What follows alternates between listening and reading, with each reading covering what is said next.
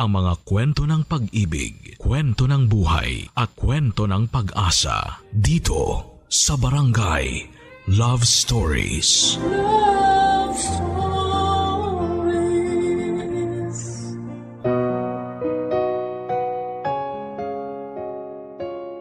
Marami ang nangangarap ng isang perpektong pamilya. Pero sa realidad ng buhay ay hindi ito nag-i-exist dahil lahat ng pamilya ay nagkakaroon ng problema.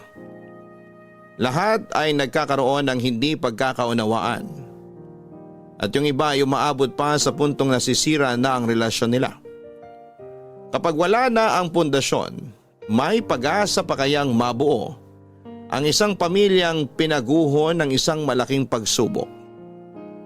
Pakinggan ang kwento ni Johnny dito sa mga kwento ng pag-ibig, buhay at pag-asa sa nangungunang Barangay Love Stories.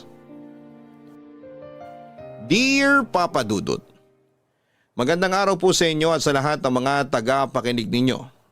Matagal ko na pong binabalak na magpadala ng liham sa inyo dahil sa malaking pagbabago sa buhay ko na sigurado akong magbibigay din ng aral sa mga taga-pakinig ninyo. Tawagin niyo na lamang po ako sa pangalang Johnny. 49 anyos na ako nang magsimula ang kwento ko. Papadudot, no read no write ako, kaya nagpatulong na lamang ako sa kumpare ko na maisulat at may padala sa inyo ang ibabahagi kong kwento. 12 anyos pa lamang ako nang magsimula ako magtrabaho, Papadudot. Nagsimula ako sa pagiging kargador at sa pagtitinda ng pandesal. At noong 15 anyos na ako ay pinasama naman ako ng tatay ko sa pagsasaka nila sa bukid at sa pagkakarpentero. Sa ganoong edad pa lamang, masasabi kong batak na ako sa pagtatrabaho. Pagtungtong ko naman sa edad na 17, pinagkasundo na ako ng mga magulang ko sa anak-anakan ng amo namin. Tawagin niyo na lamang siya sa pangalang Wendy. Hindi siya tunay na anak ng amo namin pero kinupkup siya ng mga ito. Bale siya yung kinausap ng mga magulang ko para ipakasal kami pagdating namin sa edad na 18. Masasabi kong maganda si Wendy at napakasipag niya, kaya madaling nahulog ang loob ko sa kanya noong panahong yon. Matapos ikasal ay nagsama na kami.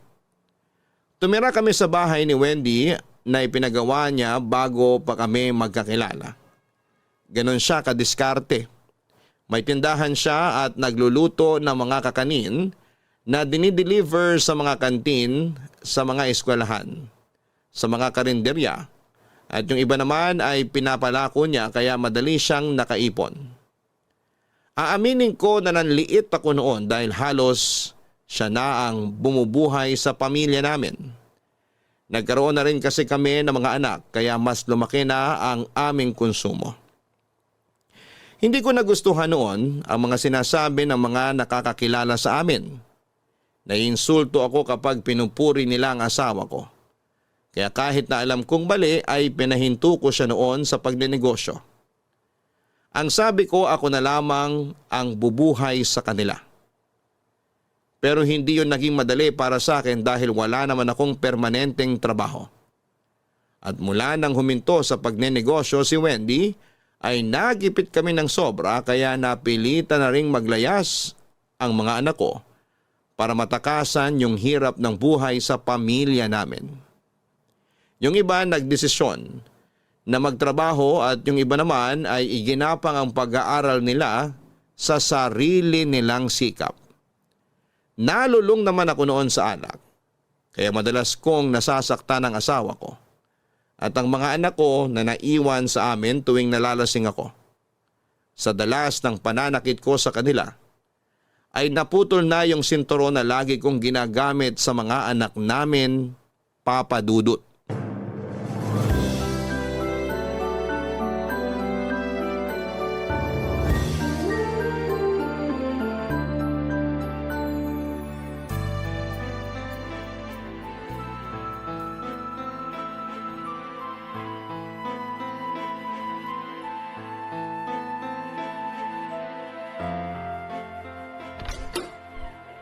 Wendy!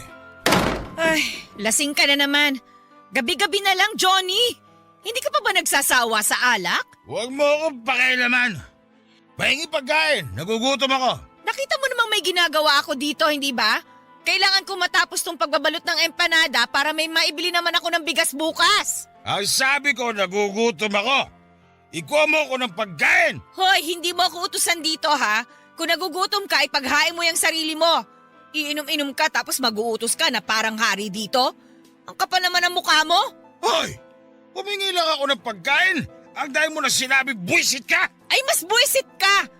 Wala ka na nga matinong trabaho. Nagagawa mo pang maglasing gabi-gabi?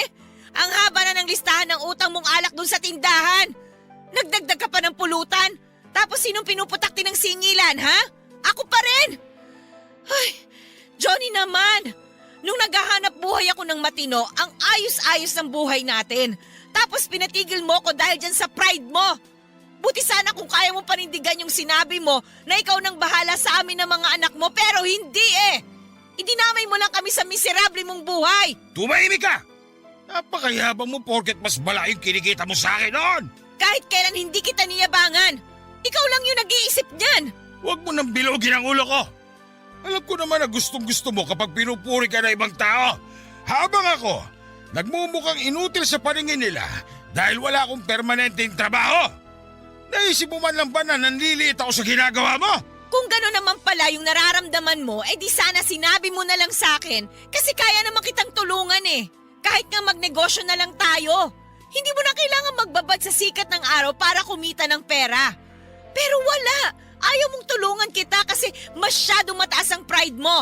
At saka isa pa, kung ayaw mo palang nanliliit ka, di sana naghanap ka ng mas matinong trabaho. Kagaguhan niya sinasabi mo. Mabuti ka kasi nakapag-aral ka.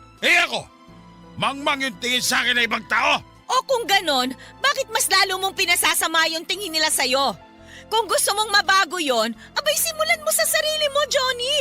Tigilan mo na yung kakainom mo at maghanap ka ng maayos na trabaho. May mga anak pa tayo na kailangan mag-aral. At saka isa pa, paano tayo makakaraos araw-araw kung aasa lang ako sa'yo na mag-aabot lang kung kailan mo gusto? Tumahimik ka! Punong-puno na ako sa'yo! O ikaw pa talaga yung malakas ang loob na magsabi niyan? Kapag sinabi ko tumahimik ka, iti ko mo na yung bibig mo! Hayop ka! Wala ka nang ang kwartang asawa! Nanununtok ka pa! Kapag hindi ka pa tumahimik, hindi lang yan ang aabutin mo sa akin! Wala kang karapatang saktan ako! Asawa mo ako! At hindi ako punching bag na pwede mong pagbuntunan ng galit kapag hindi mo matanggap yung mga sinasabi ko sa'yo! Sumusobra ka na, Johnny! Ang tagal ko na nagtitiis sa'yo kasi akala ko may pag-asa ka pa magbago! Pero hindi eh!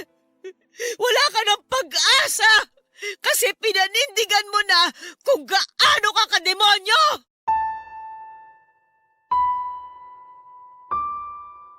Papadudot madalas na ganon ang nangyayari tuwing nalalasing ako. Nung gabing yon ay nasuntok ko sa mukha si Wendy at nagkaroon siya ng pasa. Pinalampas niya yon nung una. Pero sa ikalawang beses na sinaktan ko siya ay mas malala pang nangyari. Buntis siya noon sa bunso naming anak nang bugbugin ko siya at hinabol pa ng itak. Sumama sa kanya ang mga anak namin pero naiwan yung bunso namin noon dahil nahila ko ito noong sinusubukang tumalon sa bintana. Ipinablatter ako ng asawa ko at pinalayo ako sa kanila. Wala naman akong magawa noon kaya pumunta na lamang muna ako sa mga kapatid ko sa Rizal. Na halos isuka na rin ako dahil sa pagiging mapanakit ko. Nakituloy ako sa kanila at naghanap ng trabaho. Natanggap naman ako sa paggawaan ng ube halaya na pagmamay-ari ng pinsan ko. Dahil malayo ako sa pamilya ko noon, ay nakikibalita na lamang ako sa nangyayari sa kanila. Nagpapadala din ako ng pera kahit na noong una ay ayaw itong tanggapin ni Wendy. At wala pang ang isang taon ay nagpasya na akong bumalik sa amin para makipag-ayos sa asawa ko. At bumawi naman sa mga anak namin. Isa pa ay nasabik din akong makita yung bunso naming anak dahil wala ako roon nang mga anak si Wendy. Nang umalis ako, yung isang anak pa lang namin ang aming bunso. Papadudot, tinanggap ako ni Wendy, pinatawad niya ako at pinatunayan ko naman sa kanya na nagbago na talaga ako. Pero sa katagalan, noong nawala naman ako ng trabaho ay bumalik ako sa pagbibisyo. Doon na rin nangyari ang pinakamalalang pananakit na nagawa ko sa asawa ko. Pinagsusunto ko siya at pinagtangkaang saksakin.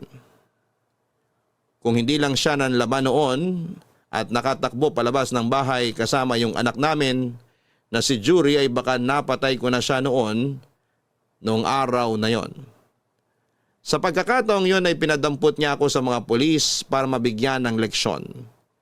Pero hindi rin naman natuloy ang pagsasampa niya ng kaso dahil iniisip niya noon ang mga anak namin. Isa pa ay malaking abala raw sa kanya ang pag-aasikaso noon kaya minabuti niyang maghanap buhay na lamang. Nakauwi ako ulit sa bahay pero may usapan kami na hindi ko na siya muli pang pagbubuhatan ng kamay. Ganon din sa kahit na sino sa mga anak namin. Nagawa ko naman yon, Papa Dudut, pero pinaramdam ko kay Wendy na dapat siyang makonsensya sa ginawa niya.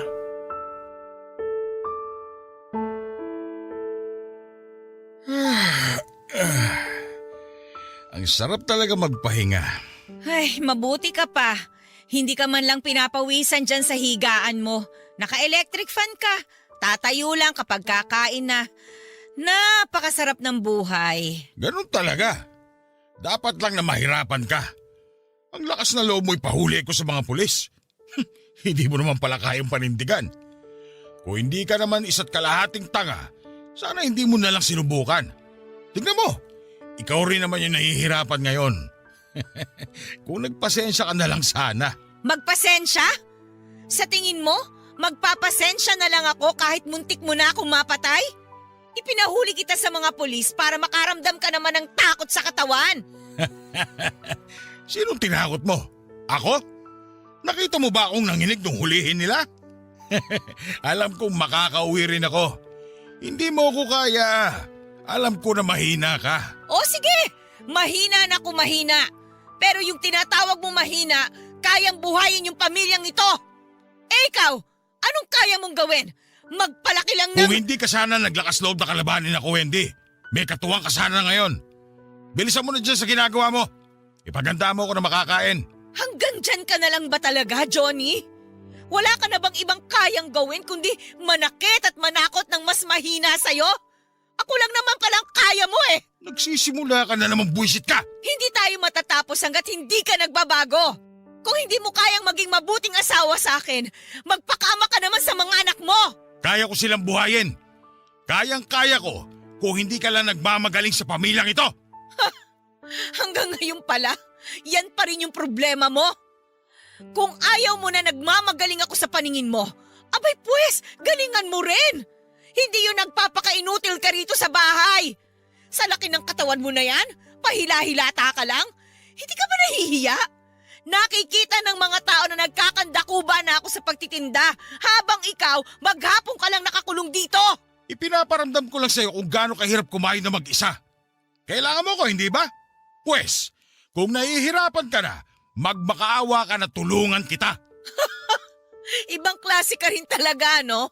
Anong gusto mo? Lumuhod ako sa harapan mo para magmakaawa na magtrabaho ka na ulit? Malala ka na, Johnny! At mas malala pa dyan yung mararanasan mo sa mga susunod na araw. Kaya kung ako sa'yo, mag-iipon na ako ng lakas. Hindi ko ibibigay sa'yo yung gusto mo mangyari. Maghahanap ako ng trabaho kung kailan ko gusto. Ang kapal talaga ng mukha mo, no? Talaga nasisikmura mo yung pagiging palamunin? Pero sige, kung yan ang gusto mo, di panindigan mo. Ipakita mo sa akin at sa mga bata na wala ka nga talagang kwenta. Kung wala na kaming aasahan sa'yo, baka mas magandang maghanap ka na rin ng bagong asawa. Dami mong satsat. Baka kapag ginawa ko yan, lumuha ka ng dugo at magmakaawa sa akin na balikan kita. At bakit? Sino ka sa akala mo?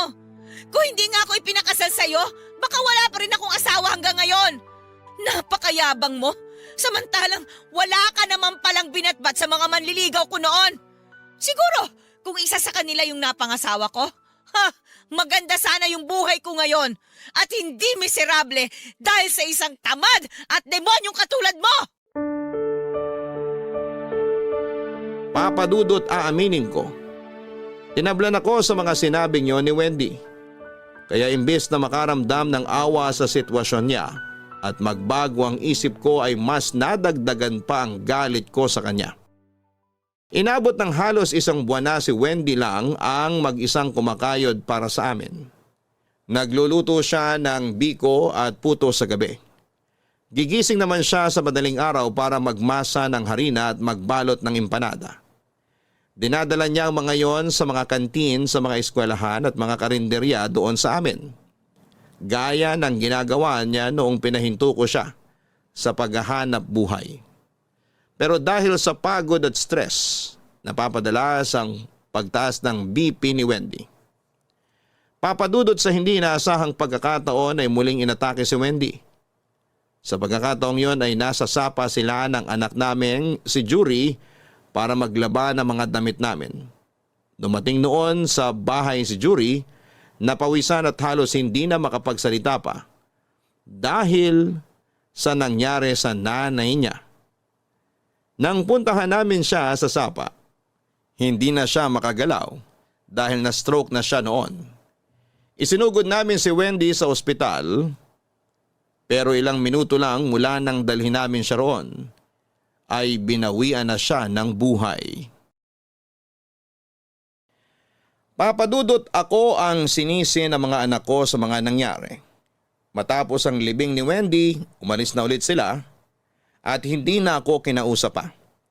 Galit na galit silang lahat at mas lalong lumayo ang loob nila sa akin. Lalo na ng anak kong si Jury na siyang pinakamatanda sa mga anak namin ni Wendy na naiwan sa akin. 4 na lang sila noon dahil yung 4 ko pang anak na mas matatanda na sa kanila ay may mga trabaho na at ayaw nang bumalik pa sa bahay. Si Jury ang saksi kung gaano ko kalupit sa kanyang ina noong mga panahong yon. Pero dahil wala naman akong pakialam sa iniisip niya, nagawa ko pa rin silang pasunurin sa gusto ko. Sa pag-aakalang magiging madali lang yon, pero hindi ko akalaing lalayasan din nila ako. Nagplano silang 4 kung paano ako iiwanan at itinaon nila noong nakipaglamay ako sa kabilang bayan. Pagbalik ko sa bahay, wala na sila at yung mga gamit nila. Dahil naiwan na ako mag-isa ay naghanap ako ng makakasama ko, Papadudot. At doon ko nga nakilala si Marie Chris. 26 anyos pa lamang siya nang makilala ko. Biyuda siya noon at may 2 anak na. Nagsama kaming 2 at sa loob ng 10 taon ay nagkaroon kami ng 3 anak. Pero noong kasagsagan ng COVID-19 pandemic, isang trahedya ang dumating sa amin.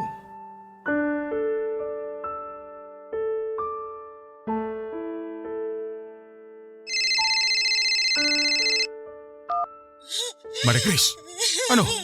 Kamusta dyan sa ospital? Bakit ka umiiyak? Ano nangyari? Wala na yung anak natin. Wala na si Johnny. Alam mo, kasalanan mo to eh. Kasalanan mo kung bakit siya namatay. Kasalanan ko na naman. Kung may namamatay na lang ba? Kasalanan ko palagi. Buisit ang buhay to. Oh. Anak ko rin yun, Marie Chris. Sa tingin mo ba natutuwa ako sa nangyari? Oo. Baka yun nga talagang gusto mo mangyari eh. Kasi tamad ka mag-alaga ng anak. Sa bagay, magaling ka lang naman gumawa ng anak, diba? Pero hindi mo kaya maghanap ng matinong trabaho para buhayin kami. Ngayon pa ba tayo magsisisihan? Namatayan tayo ng anak. Naiintindihan ko naman yung galit mo. Pero hindi ko rin naman ginusto na may mawala. Nakiusap ako sa'yo, diba? Sabi ko, bantayan mo muna yung anak natin pero nakinig ka ba? Hindi, Johnny. Kung may malasakit ka talaga sa bata, sana binantayan mo siya. Hindi sana siya mahuhulog sa upuan at hindi tayo haabot sa ganito. Buhay pa sana yung anak ko. Hindi ko naman ginusto na mangyari yun. May ginagawa rin ako. Oo, may ginagawa ka. Mas inuna mo pang linisan yung mahal mong motor kaysa sa anak mo. Yan kasing hirap sa'yo eh. Mas mahalaga pa yung mga gamit mo kaysa sa mga bata. Kapag nakakasira sila ng gamit, kulang na lang patayin mo sila sa pamamalo. Tapos ngayon, aakto ka na parang apektado ka sa pagkawala ng anak natin. Mahal ko yung bata. Ano ba tingin mo sa akin? Napakasamang ama dahil lang dinidisiplina ko sila? Hindi na pagdidisiplina yon, sumobra ka na! Pero siyempre, hindi mo yun naaminin kasi para sa'yo, hindi ka nagkakamali kahit kailan. Pabihira naman, oh. Uunahin pa ba natin yung pagtatalo sa ganitong sitwasyon? Yung paglabas nyo dyan at yung pagpapalibig sa anak natin ang dapat natin pinag-uusapan. Hindi matatapos yung problema natin kung magsisisiyan na lang tayo buong araw. Malaki-laki yung perang kakailanganin natin. Kung gusto mong magpakaama sa anak mo bago man lang siya mailibig, pues gawan mo ng paraan. Oo, gagawa ko ng paraan. Tatawagan ko yung mga anak ko. Ano? Sa kanila ka pa talaga hihingi ng tulong? Baka nakakalimutan mong isinuka ka na rin ng mga anak mo. Baka kahit piso hindi ka nila limusan. Kanino pa ba ako lalapit? Sa tingin mo ba, may iba pang makakatulong sa atin? Kahit nga bigas wala nagpapautang sa akin dito. Wala na akong iba malalapitan kundi yung mga anak ko. Bakit ikaw? May mga kamag-anak ka ba na makakatulong sa atin? Wala naman, hindi ba? Kaya hayaan mo ako sa diskarte ko. Hindi naman ako matitiis na mga yun kasi alam nilang kahit anong mangyari, ama pa rin nila ako. Alam mo, bahala ka. Basta siguraduhin mo lang na hindi ako susumbatan ng mga yon.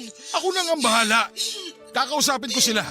Kung kinakailangan magmakaawa ako para tulungan nila tayo, gagawin ko. Gawin mo kung anong kailangan mong gawin basta makapagpadala ka ng pera dito. Hindi ako basta-basta makakalabas. Mahigpit yung protocol dito sa ospital. Sige. Gagawa ko ng paraan. Papa Dudut, gipit na gipit kami ng panahong yon. Dahil sa pandemic ay nawalan ako ng trabaho. Itinigil ang construction na ginagawa naming eskwelahan. At wala rin akong mapasukang trabaho pansamantala.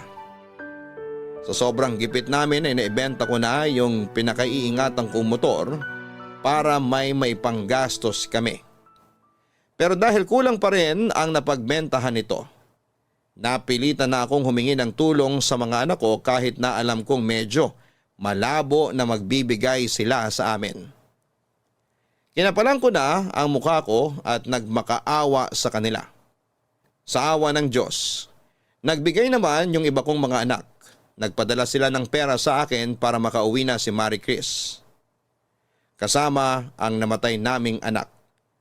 Hindi na namin binurol yung anak namin dahil umiiwas din kami noon sa mga tao kaya ipinalibing na lamang ito kaagad. At matapos ang araw na yon, para akong nagising sa lahat ng mga masasamang nagawa ko. Pakiramdam ko, Papa Dudut, ay kinakarma na ako. Ang nakakalungkot lang doon ay parang yung anak ko pa ang sumalo sa karmang yon para sa akin. Bukod pa roon ay araw-araw akong sinisisi ni Marie Chris. Palagi niyang inuulit sa akin yung naging kapabayaan ko.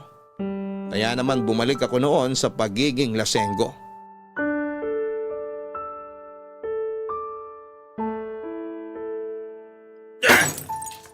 Marie Chris! Ano ka ba naman, Johnny? Bakit ka nagbabasag ng bote? Wala nang laman eh. Bumili ka pa. Bilhan mo pa ako ng alak. Gusto ko pang uminom. Ano? Ang kapal naman ng mukha mo. Wala na nga tayong makain, magpapabili ka pa ng alak? Kung nagbabanat ka rin kaya ng buto, hindi rin ako kontento ka lang sa pagiging tambay. Bibili ka ng alak o bubusalan ko yung bibig mo? Sige, subukan mo. Akala mo atrasan kitang buwisit ka? Sumusobra ka na eh. Puro ka pasarap sa buhay. Samantalang ako, hindi ko na alam kung anong uunahin ko. Halos maghapon kami nangangalakal ng basura para may maipambili tayo ng bigas. Tapos pag uwi ko rito, maglilinis pa ako ng bahay at mag-aasikaso sa mga bata. Ikaw, ano ang bag mo rito ha? Pabigat ka at palamunin lang dito. Magdaan-daan ka sa pananalita mo. Nandito kayo sa pamamahay ko. Nakikitira lang kayo ng mga anak mo rito. Talaga? Baka nakakalimutan mo. May bahay din kami ng mga anak ko. Pwede kitang iwanan kung gugustuhin ko. Akala mo ba gustong-gusto pa kita makasama? Mula nang magsama tayo, naging miserable na yung buhay ko. Hindi ko to nararanasan sa asawa ko noon. Pero tingnan mo ko ngayon, hindi na ako nakakapag-ayos ng sarili ko. Yung pangangalakal ng basura na hindi ko naman ginagawa noon, pinapatos ko na ngayon para lang may makain tayo. Tapos ikaw, hindi ka man lang nahihiya na wala kang ginagawa para sa pamilyang to? Kumilos ka naman! Anong magagawa ko wala pa nga mapasukang trabaho. Ang dami mong pwedeng gawin para kumita. Ginusto mo lang talaga na maging tamad at uminom na lang ng uminom. Tapos kapag pinagsabihan kita, sasaktan mo ko? Hindi ako kagaya ng dati mong asawa na kaya kang pagpasensahan kahit nagpapakahayop ka na. Dinamay mo pa talaga yung taong matagal nang wala. Siraulo ka! Ikaw yung siraulo sa ating dalawa. Ganun ha? Hayop! Kahit minsan hindi lumapat sa mukha ko yung kamao ng asawa ko.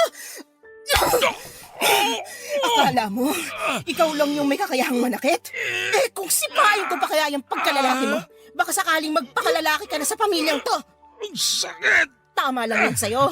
Hindi lahat ng babae papayag na lang nasaktan ng isang kagaya mo. Hindi uso sa akin yung lalaki palagi yung masusunod, Johnny. Hindi ka batas kahit pa sabihin mong bahay mo to at nakikitira lang kami dito ng mga anak ko. Ikaw yung sumundo sa amin at nag-alok na dito na kami tumira. Kaya kung isusumbat mo sa akin yon, madali naman akong kausap. Babalik kami sa dati naming bahay at maghahanap na rin ako ng lalaking makakatuwang ko sa buhay. Hindi yung pabigat lang sa akin.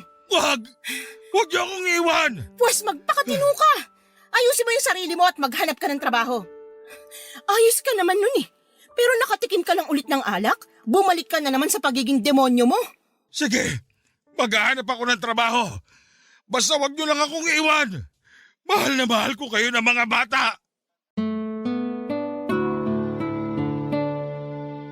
Papa Dudut, kung napagkaitan ko ng pagmamahal ang una kong pamilya, bumawi naman ako sa pangalawa. Hindi ko na inulit yung pananakit na ginawa ko sa kanila noon at sinubukan ko na mas maging mahinahon kahit na gaano pa kasama yung araw na yon para sa akin. Kung hindi pa siguro ako ginantihan ni Marie Chris ng suntok ay hindi pa ako matatauhan. Sinikmuraan niya ako noon at halos hindi na ako nakahinga ng ilang sandali. Kabaliktaran nga siya ni Wendy. Kaya niya akong tapatan sa pisikalan. Kumbaga Papa Dudut ay parang nakahanap ako ng katapat sa katauhan niya. Kaya naman tuwing naiisip ko yung mga pananakit ko noon sa asawa ko ay nakokonsensya ako. Papa Dudut, parang si Marie Chris yung naging karma ko. Bukod kasi sa palaban siya, ay gumagatong pa ang mga magulang niya. Kaya naman napilitan na talaga akong humanap ng mapagkakakitaan noong wala pa akong mapasukan sa construction. Huminto na rin ako sa pag-iinom para hindi ako iwanan ni Marie Chris at ng mga anak namin. At mula nang gawin ko yon ay naging maayos na ang buhay namin nang mag-iina ko. Pero sa buhay talaga, Papa Dudut, hindi nauubos ang mga pagsubok. Papa Dudut, matapos ang pandemic, sa wakas ay nagkaroon na ulit ako ng trabaho. May kalakihan yung bahay na ginagawa namin kaya matagal din yung trabaho namin doon. Pero sa kasamaang palad may nangyaring aksidente noon. Nahulog ako mula sa tinutungtungan kong scaffoldings. Nahilo yung labor ko noon at hindi niya sinasadyang maitulak ako. Dahil may kataasan din yon at may hollow blocks pa, ang binagsakan ko ay naapektuhan ang spinal cord ko noon. Papa Dudut, dahil walang-wala kami ng mga panahong yon. Sinubukan ko munang humingi ng tulong sa mga kapatid ko pero gaya ng inaasahan ko ay pinagpasapasahan lamang nila ako. At wala rin akong napala. Ang katwiran nila ay kailangan din nila ng pera. Naisip ko rin naman na malabo silang magbigay sa akin pero nagbabaka sakali lamang ako. Dala ng kagipitan. Nung wala na akong mapagpilian, kahit nahiyang-hiya na ay tumawag na ako sa mga anak ko. Minsan na nila akong tinulungan kaya muli akong nagbaka sakali, Papa Dudut.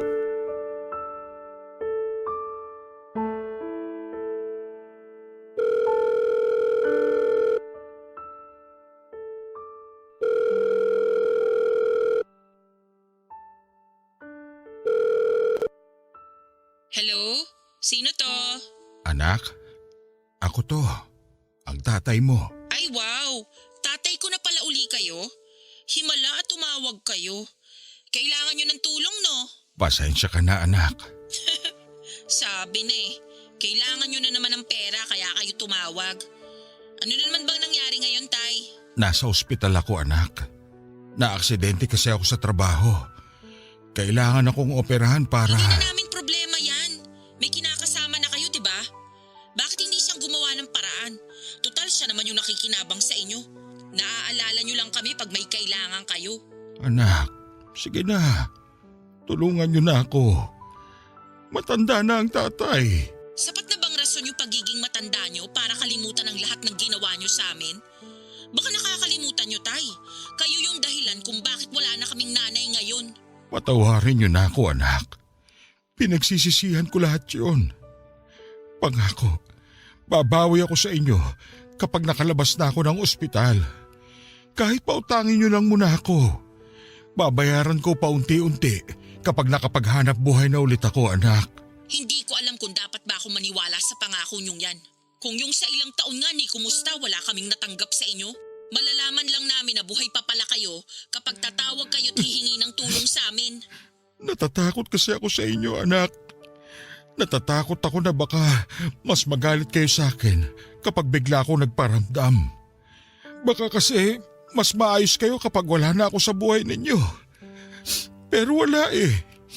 Kahit hiyang-hiya na ako sa laki ng kasalanan ko sa inyo. Sa inyo pa rin ako lumalapit kapag kailangan ko ng tulong. Sa totoo lang, anak, gusto ko na magpahinga. Pero ayokong gawin yun nang wala man lang akong nagawa para patawarin ninyo. Gusto niyo naman palang mapatawad namin kayo eh. Eh bakit ngayon niyo lang naisip yan? Sana noon pa, nung wala kayong kailangan sa amin, para naman kapani-paniwala kahit papano. Kaso hindi eh. May kailangan kayo sa amin, kaya malamang paaasahin niyo na naman kami. Diyan naman kayo magaling eh. Anak, kahit kayo na lang. Pangako, ito na yung huling beses na hihingi ako ng tulong sa inyo. Kapag magaling na ako, babawi ako sa inyong lahat. Gagawin ko kahit anong gusto nyo. Kung kinakailangang lumuhod ako sa harapan ninyo para mapatawad niyo ako, gagawin ko yun. Hindi kailangan na lumuhod kayo sa harapan namin. Kasi wala ring silbi yun kung hindi naman kayo magbabago. Alam nyo naman sa sarili nyo kung ano ba yung dapat ninyong gawin eh. Kaya nyo ngang magpakaama sa mga anak nyo ngayon, diba? Bakit sa amin parang hirap na hirap kayo? Sana nga buhay pa si nanay ngayon eh. Kasi sa lahat ng nagawa nyo ng pagkakamali, siya yung pinaka nasaktan at nahirapan. Kaya kahit maglakad pa kayo ng nakaluhod buong maghapon, walang magagawa yon para mabawasan yung sakit na binigay nyo sa amin. Anak! Buong buhay niya, puro paghihirap na lang yung dinanas niya sa puder nyo. May ginawa ba kayo noon para mapabuti yung buhay niya? Kahit para man lang sa amin, hindi nyo yung nagawa. Akala nyo ba gustong gusto namin yung pakiramdam na may dinadala kaming galit para sa inyo? Ang sakit-sakit at ang bigat-bigat nun, Tay. Kasi kahit gusto naming makaranas ng totoong saya, hindi namin magawa. Kasi may parte pa sa buhay namin yung mabigat at humihila sa amin pababa. At lahat ng yun dahil sa inyo. Kasalanan nyo yun, Tay.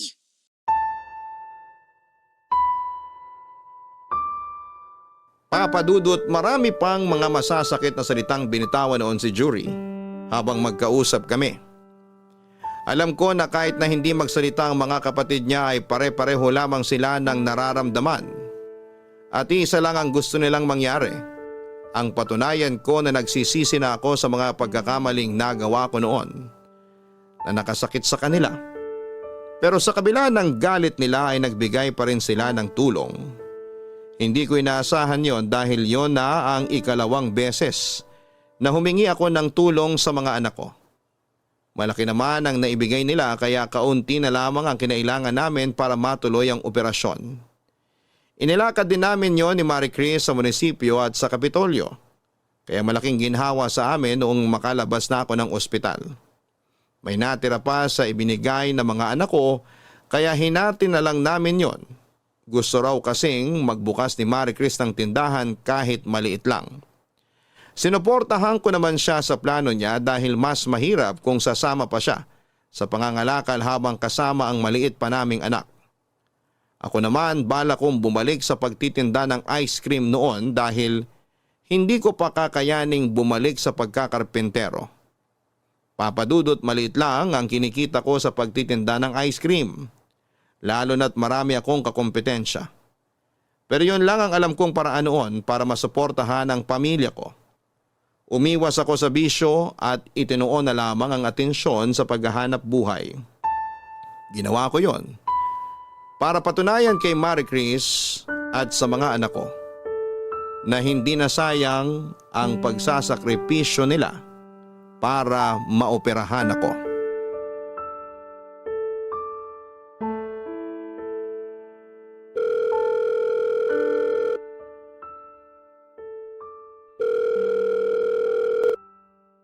Hello? Hello anak? O tay, ano na naman bang kailangan ninyo? Wala naman anak. Gusto ko lang sabihin na maayos na ako ngayon.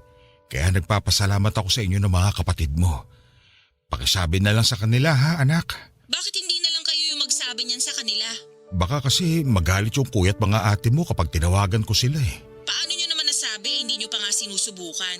Hindi ko kasi alam kung paano ko sisimulan anak. Pero nung sinasaktan nyo kami at pinapabayaan na lang na mamuhay ng mag-isa, parang hindi naman kayo nahirapang gawin yun. Hindi nga rin kayo nahiya eh. Anak, Tigilan nyo na nga yung pagpapaawa nyo sa akin, Tay. Kung gusto nyo talagang humingi ng tawad sa mga kapatid ko, pumunta kayo rito. Magpakita naman kayo sa kanila. Mas mararamdaman namin yung paghingi nyo ng tawad kung kakayanin nyo ring magpakita sa amin. Hindi naman siguro mahirap yun gawin, di ba? Nasa Pilipinas lang tayo pareho, Tay. Hindi pa aabutin ng maghapon yung biyahe para makarating kayo rito. huwag ka mag-alala anak. Mag-iipon lang ako ng pamasahe ko at panggastos dyan. Pupuntahan ko kayo. Miss na miss ko na rin kasi mga kapatid mo. Gusto ko silang makita. Namimiss nyo naman pala kami eh. Eh bakit ngayon nyo lang naisip yan? Pasensya ka na anak. Hindi ko na rin alam sa sarili ko kung bakit kinailangan ko pang makarma bago ko naisip na humingi ng tawad sa inyo. Pagdating kasi sa amin, parang lahat na lang ang hirap-hirap para sa inyo. Parang ayaw niyong mag-effort para sa amin. Samantalang kami naman yung nauna ninyong pamilya. Alam kong hindi nyo to matatanggap anak. Pero yung naging katwiran ko kasi noon, alam kong malalakas kayo, matatalino, at lahat kayo may kanya-kanyang diskarte. Kaya naisip ko na hindi nyo na ako kailangan. At mas kailangan ako ng mga kapatid nyo rito dahil maliliit pa sila. Kung yun ang rason nyo, maiintindihan pa namin eh. Hindi naman namin kayo papipiliin. Kaunting oras lang yung kailangan namin at yung paghingi ninyo ng tawad. Sa totoo lang, Tay, kahit nga hindi na kayo humingi ng tawad sa amin, kusa na lang mawawala yung galit na nararamdaman namin para sa inyo eh.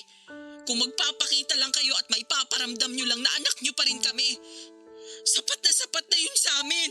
Kung bibigyan nyo lang sana ako ng isa pang pagkakataon anak, itatama ko yung mga naging pagkakamali ko noon. Alam mo ba, tumigil na rin ako sa bisyo ko ngayon. Hindi na ako umiinom ng alak. Tsaka bumalik na ako sa pagtitinda ng ice cream. Kapag nakita ko na ulit kayo, ililibre ko kayo ng ice cream anak. Yun eh, kung kumakain pa rin kayo nun. Ayoko munang umasa, Tay. Baka kasi masaktan lang ulit ako. Saka na lang po ako maniniwala sa sinasabi ninyo kapag nagpakita na kayo sa amin.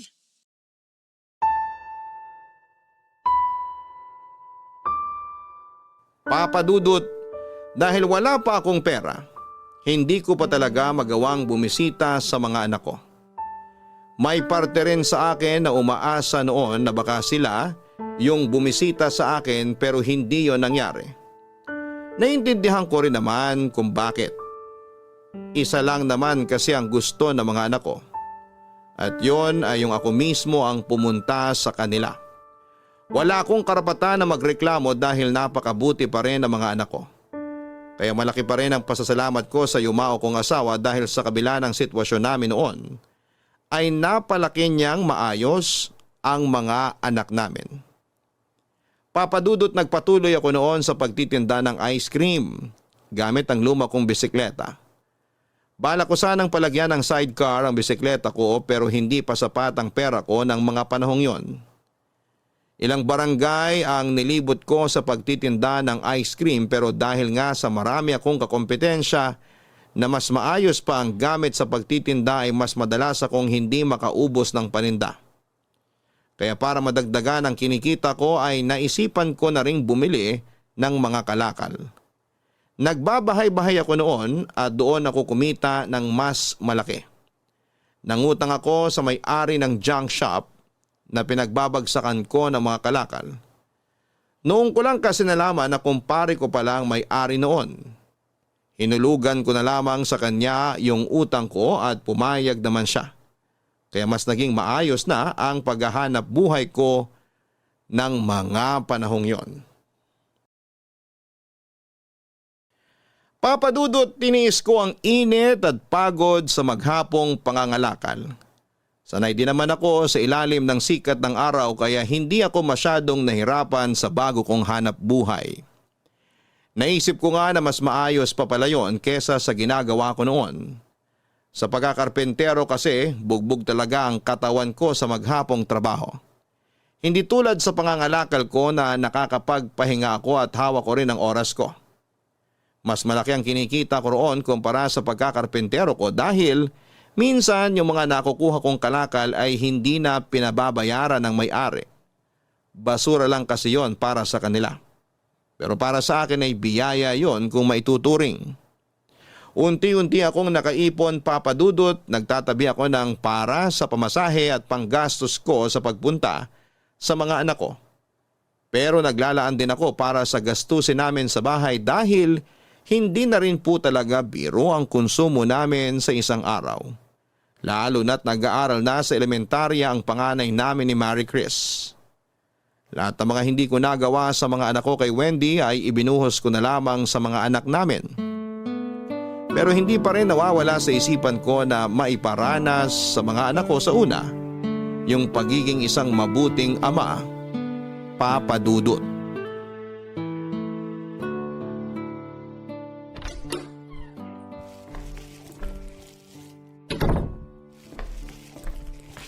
Oh, ginabi ka yata. Huwag mong sabihin bumalik ka na naman sa pag-iinom. Mukha ba ako nakainom? Bakit parang ang saya-saya mo? Malaki-laki kasi kinita ko ngayon. Jackpot! Kaya eto, bumili na ako ng lechon manok para hindi ka na magluto. Lapag ko na rito sa mesa ha. Ay naku, buti naisip mo yan. Ang dami ko kasing nilabahan kanina kaya hindi pa rin ako nakakapagluto. Pinakain ko na lang muna ng tinapay yung mga bata. Ay, magsasalang pa lang kasi ako ng sinaing eh. Ako na magsasaing. Magpahinga ka na lang muna dyan. Ha? Pero di ba pagod ka rin sa pangangalakal? Sus! Nakapagpahinga naman ako. Kaya sige na, magpahinga ka na lang muna. Madali lang naman magsaing. Nalagyan ko na ng bigas yung kaldero. Hugasan mo na lang bago mo isalang. Oo, ako nang bahala. Teka, paano ka nga pala naka-jackpot kanina? May nakuha kasi ako mga tanso kanina. May kaya yung may-ari kaya hindi na pinabayaran sa akin. Hindi lang yun. Ibinigay na rin niya yung luma niyang washing machine. May konting sira lang naman pero ayaw na nilang gamitin. Talaga? Nasa na yung washing machine? Binenta mo rin ba sa junk shop? Sayang naman yun. Matagal ko nang gusto magkaroon tayo nun para hindi na ako gaano nahihirapan sa paglalabay. At sa tingin mo ba, hindi ko yan naisip? Inuwi mo? Oo, sayang eh. Magkano lang yung babayaran sa akin ng kumpare ko kaya naisip kong iuwi na lang. Idiniretso ko na doon sa likod ng bahay natin kanina. Papatignan ko na lang sa kakilala ko bukas kung anong sira para magamit mo na. Ay, salamat! Mapapadali na rin yung paglalaba ko. Kaya nga natutuwa rin ako. Sana noon pa pala ako nagsimulang mangalakal. Akala ko kasi mahina yung kitaan doon. Kahit naman hindi araw-araw swerte sa kalakal, malaki-laki pa rin ang kikitain ko sakali. Mas kakaunti yung mga kakumpetensya mo kaysa sa pagtitinda ng ice cream. Mapapagod ka nga lang sa kakatipa sa bisikleta mo. Ay, ako, sayang yung motor mo nun. Kung di lang sana nabenta. Sus, hayaan mo na yung motor na yon. Mahalaga, nakatulong din yun para makaraos tayo kahit papano. Tama ka naman dyan. Ay, nakakaantok. Parang gusto ko munang umidlip pa. Mabuti pa nga na umidlip ka muna. Ako na lang muna yung magbabantay sa mga bata. Ha? Paano ka? Hindi ka pa nga nakakapagpahinga. Magkape ka kaya muna. Tsaka may tinapay pa dyan. Tinirang ka namin. Ayos pa naman ako. Hindi pa ako nagugutom. Tsaka makakapagpahinga rin naman ako mamaya pagkatapos natin maghapunan. Kaya mabuti pa, umidlip ka na kung hindi mo na kayang pigilan yung antok mo. Gigisingin na lang kita mamaya kapag luto na yung sinaing. Oh, sige. Yung mga bata ha, bantayan mong mabuti. Baka kung ano na namang gawin nila, si Bunso pa naman, sobrang likot na kaya nakakapagod din bantayan. Kung ano-anong inaabot na gamit tapos isusubo pa. Akala ko ba iidlip ka na? Baka mamaya magbago na yung isip mo niyan. Eto na nga, iidlip na. Papadudot bukod sa huminto na ako sa pag-inom ng alak, naimpluwensyahan din ako ng kumpare ko na may-ari mismo ng junk shop na pinagbabagsakan ko ng mga kalakal. Minsan niya akong inaya sa pagsimba at sumama naman ako sa kanya. Nung una'y ginawa ko lang yon para makisama. Matagal-tagal din akong hindi nakapasok ng simbahan. Yung una at huling beses na pumasok ako roon ay binyag pa ng bunso namin ni Marie Chris. Kung hindi pa dahil sa mga ganong okasyon ay hindi talaga ako papasok ng simbahan. Hindi rin ako nagdarasal kaya nagulat yung kumpare ko nang malaman niya yon. Akala niya ay non-believer ako. Kaya naisipan niya akong ayain sa pagsimba para mabago ang pananaw ko sa buhay. At doon ko naman napagtanto na masarap pala sa pakiramdam na magbalik loob sa Diyos. Naging magaan ang kalooban ko at parang nabuhayan ako bigla sa kabila ng mga pinagdaraanan ko. At yung pinaka hindi ko makakalimutang araw ay yung linggo na sumimba ako at sa pag-uwi ko ay hindi ko alam na may sorpresa palang naghihintay sa akin, Papa Dudut. Ano tay? Nagustuhan niyo po ba yung sorpresa namin sa'yo? Oo anak, akala ko matagal pa yung hihintayin ko para makita kayo. Hindi lang kasi pamasahe yung pinag-iipunan ko kaya ang tagal bago pa mabuo yung halagang kailangan ko para mapuntahan kayo. Gusto ko sana kayo dala ng masasarap na pagkain tapos simpleng regalo man lang. Hindi ko kasi nagagawa yun noon, lalo na tuwing birthday ninyo. Huwag niyo na pong isipin yun tay. Lately, na-realize ko, mahirap din pala yung may dinadalang bigat sa dibdib. Yung kahit anong gawin ko, kahit ano pang ma-achieve ko, hindi ko pa rin mararamdaman yung totoong saya. Kasi alam ko na may parte pa rin sa akin yung hindi ko pa hinaharap. At yun yung galit ko sa inyo. Ibig bang sabihin, napatawad mo na ako anak? Oo naman po, tay. Hindi naman po imposible yun eh.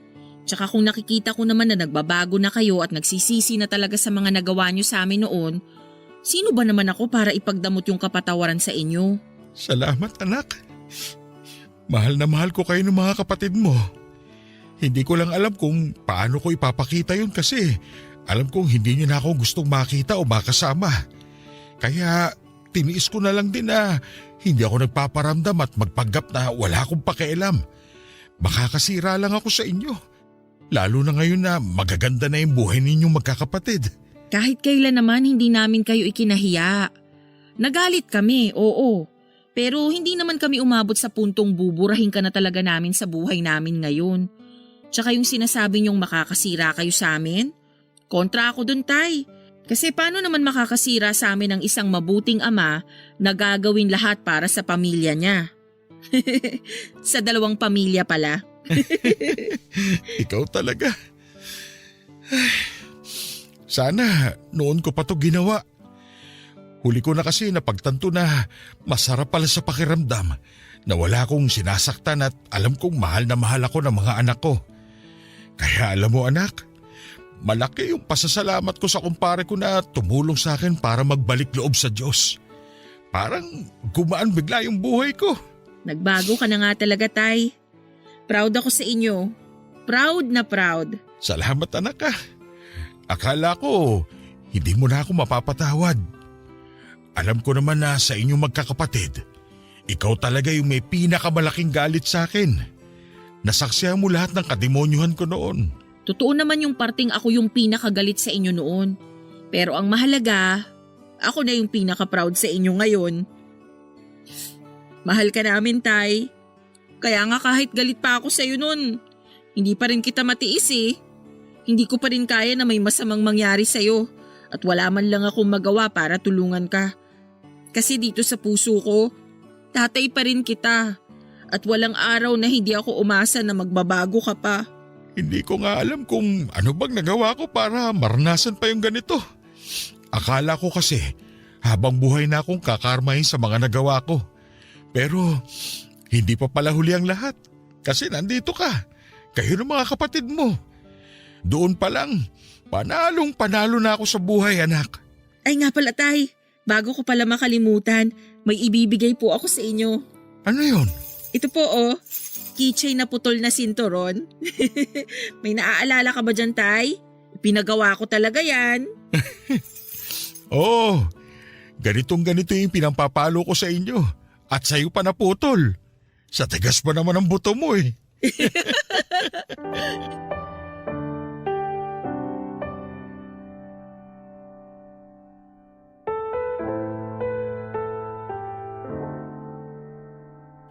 Papadudot walang paglagyan ang sayang nararamdaman ko ng mga sandaling yon dahil sa mga sinabi sa akin ni Jury. Bukod pa roon ay sinabi rin ng iba ko pang mga anak na napatawad na nila ko.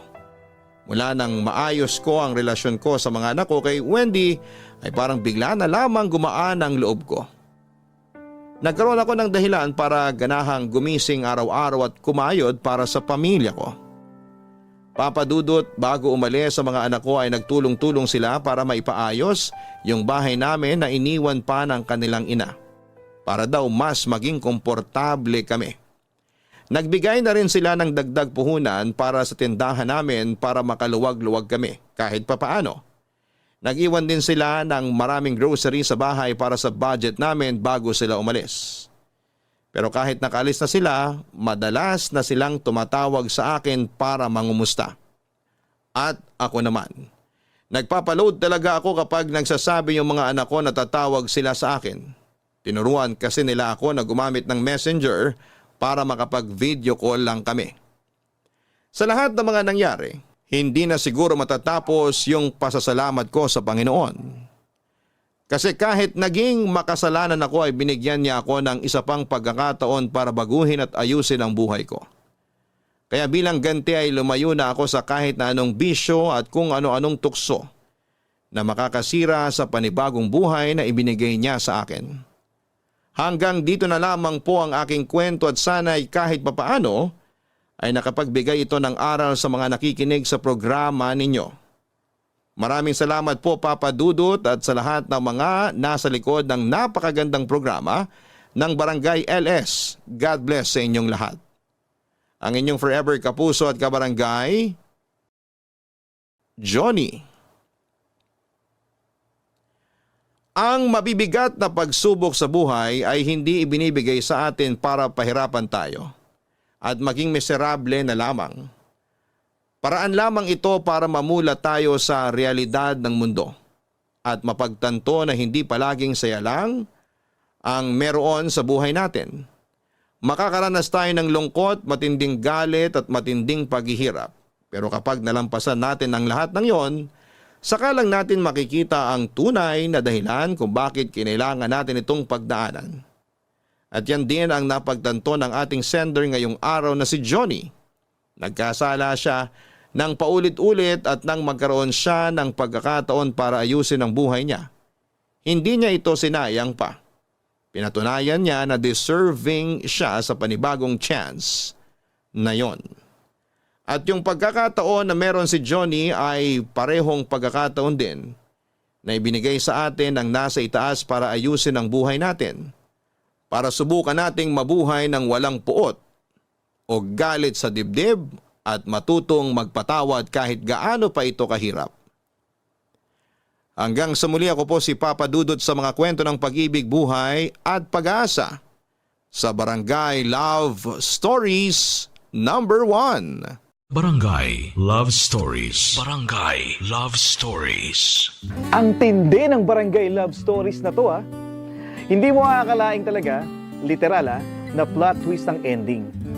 Eh ikaw, anong akala mong ending sana? I-share mo na yan sa aming comment section. Ang mga kwento ng pag-ibig, kwento ng buhay at kwento ng pag-asa dito sa Barangay Love Stories. Love Stories. Kung kayo ay bubuo ng pamilya, dapat ay magkasama kayo ng iyong kapareha sa hirap at sarap. Hindi yung sa hirap mo lang siya gustong makasama at sa sarap ay maghahanap ka na ng iba. Ikaw kabarangay, gaano ka ba kaloyal sa iyong kinakasama? Papa Dudut. May mga tao na todo-todo magmahal. Yung bang binansaga na silang martir dahil hindi nila magawang bitawan at iwanan yung taong iniibig nila.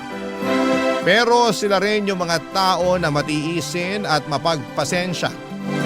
Yun bang kahit paulit-ulit nang sinaktan ay nahahanap pa rin sa kanilang puso ang magpatawad. Hanggang ngayon ay naniniwala pa rin ako na kahit kailan ay hindi kahinaan ang magmahal. Bago po ang lahat ay tawagin niyo na lamang po ako sa pangalang Lala, 33 years old, taga Sariaya, Quezon. Pero dati ako nagtatrabaho at tumira sa Pasig. Programa ninyo, Papa Dudut, ang tumulong sa akin upang magkaroon ng libangan o mga panahong huminto na ako sa pagtatrabaho dahil nagkaanak na kami ni Roy. Nagkakilala kami taong 2019 noong nag-factory worker ako sa pinagtatrabahuhan niya, kung saan delivery truck driver naman siya. Tulad ng ibang love story ay mabilis kaming nagkapalagayan ng loob. At dahil pareho naman kaming single ay naging madali sa aming mapalapit sa isa't isa. Noong nabuntis ako ay tinira niya ako sa bahay ng nanay sedes niya. Pangako sa akin ni Roy na pag-iipunan niya ang pambukod namin. Umasa ako sa sinabi niya pero nagtatlong taong gulang na lamang ang anak namin ay hindi pa rin kami nakaalis sa poder ng nanay niya, Papa Dudut.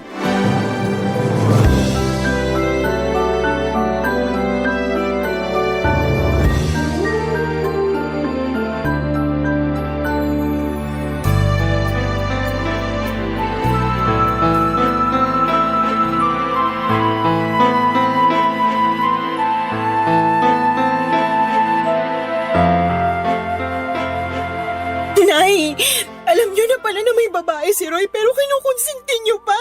Ha? Ano kinukonsinti ka dyan? Kilala niyo yung tinutukoy ko. Yung bagong salta na tindera dyan sa malapit na bakery na lagi niyong pinagbibilan ng pandesal. Nakalimutan niyo na siguro na nung isang araw ay kasama niyo kami ng anak ko na bumili doon tapos kinumusta ng babaeng yun si Roy. Kayo naman kung todo balita sa nangyayari sa kinakasama ko. Para yun lang. Paano mo naman naisip na babae nga yun ni Roy? Paano ko naisip? Siyempre, narinig ko kayo na nirereto siya doon. Ha? Bakit ka ba nakikinig sa usapan na may usapan? Huwag niyo na pong ibahin ang usapan. Hey! Oo, sige na. Babae nga ng anak ko yung tindera dun sa bakery. Sinasabi ko na nga ba eh. Pwede ba? Huwag kang matungal dyan na para kang baka. May ano pag-isipin ng mga kapitbahay natin? Isipin na nila kung anong gusto nilang isipin. Wala akong pakialam. Naku, kahit kailan talaga wala kang hiyain, no? Bakit? Kayo ba meron nun? Ano sinabi mo? Bastos ka! Kayo po yung mas bastos. Pag hindi talaga ako nakapagpigil, masasabunutan kita, Lala. Alam mo yung ugali mong ganyan? Yan yung dahilan kung bakit ayaw sa'yo ng anak ko. Kaya di na ako magtataka kung pinagpalit ka niya sa iba. Hindi naman ako magkakaganito kung hindi dahil sa anak niyo.